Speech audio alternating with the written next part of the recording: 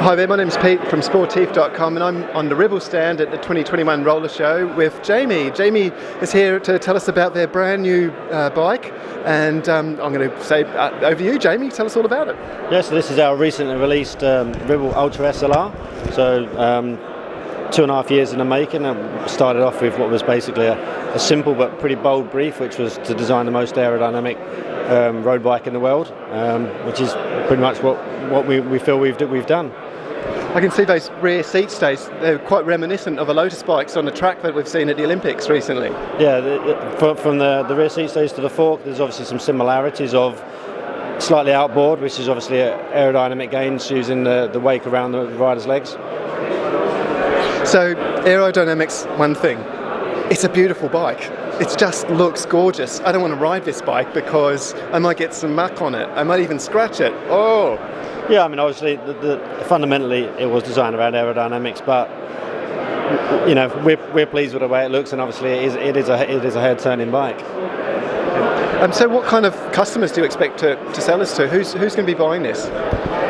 It's a good question, because obviously when we started it was a phase where many brands were going away from pure aerodynamic bikes and going for a bit of a mix, and it was maybe aimed more for the elite and our pro riders. But since releasing it, sales have been doing the talking, and it's literally been for everybody. I think, as you said, it's a good looking bike, and people like good looking bikes. Yeah. And is this one available in custom colours?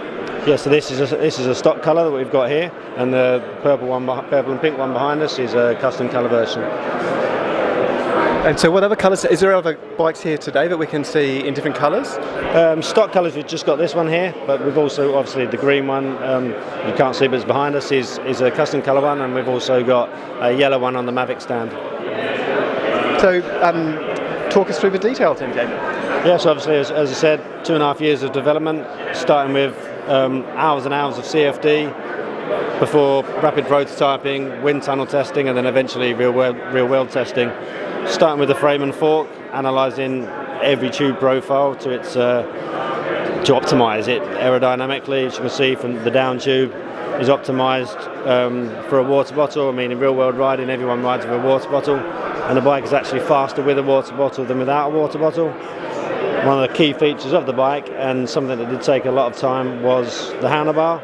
So we'd finalised the frame with the frame and fork, and we were using our current one-piece integrated cockpit, which has got basically a traditional truncated aerofoil flat section handlebar. But what we found when we did bike on its own, it was actually really fast. As soon as we put a rider on it, we actually lost a lot of the gains that we'd got, and so we started asking ourselves, why have we lost these gains? And the simple fact was, the handlebar, testing literally from positive to negative 20 degrees of yaw, the handlebar always sits in front of the rider.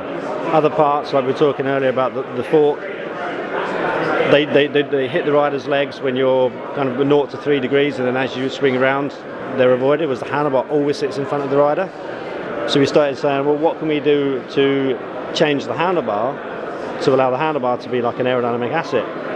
The first thing we said to ourselves is we're limited, in the industry, we're limited on any shape below the drop due to the fact that since the dawn of time, all brake levers from all manufacturers have got a band clamp mechanism to attach the brake lever to the bar. So we decided, what if we eliminated that system where we've basically got free rein on handlebar design? So we invented the direct mount brake lever system, which is bolted it through from the back, and because of this, we've given ourselves the opportunity to both aerodynamically and ergonomically change the shape of the drops. This area here, which is obviously back on this side, which is aerodynamically tested to be the ideal kind of position for both on the hoods and on the drops. And then from there, we worked with, well, underneath you can see these bulges, which we called wake generators. And basically the idea of these is they sit in front of the rider's legs. So they create a wake that flows around the rider's knees. So effectively a bar, so a bar that on its own would be slightly less aerodynamic than a traditional truncated flat aerofoil. As soon as you add the rider, massive difference. Yeah. Oh no, that's brilliant. And so, does the bike come with the bottle? Because it looks like it's sheared away on the centre there. It's like it almost take a motor there for as an e-bike or something. But it's a bottle. It's just designed basically to take any standard round bottle.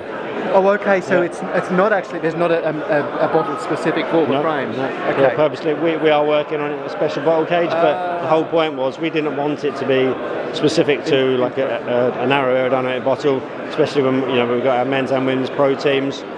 We need them to be able to use standard bottles that they can get from anyone, from neutral service, from the team car. So we didn't want to make it specific. Okay.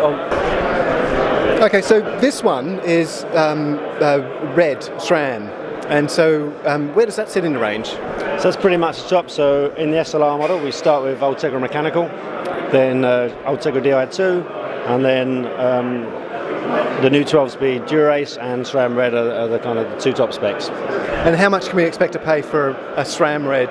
SRAM Red with the NV wheels is £7,600. And so what's the most expensive and the cheapest we can expect to pay for this bike? So the SLR version starts at $4,200 with the Ultegra Mechanical, but again still with the integrated carbon cockpit and our own brand level carbon wheels, all out to, if you go in Bike Builder, Durace 12-speed with custom colour NVS SES wheels is £10,000. But that's the absolute kind of limit on current Bike Builder. Yeah. If I ordered one of them today, how long is it going to be before I get one? It all depends on componentry choice, to be honest. Frame stock availability as of this month, and then from then on, I think through Christmas and then January we'll see bigger stock drops. It's more down to component availability. Okay, great. So are you enjoying the show? It's always a good show to be at Ribble. I mean, it's just nice to do a show after a year and a half locked away. Seeing people that we see between suppliers and and other colleagues in the industry that we used to seeing on Teams, and now we actually see them real life. And have you got to see any of the talks? Sorry? Have you got to see any of the talks? Not yet. I'm on stage myself later, so I'm just trying to save my voice. Awesome. Okay, I'll let you save your voice for on stage. Hopefully I'll catch you there. Thank you. All right. Cheers. Take care.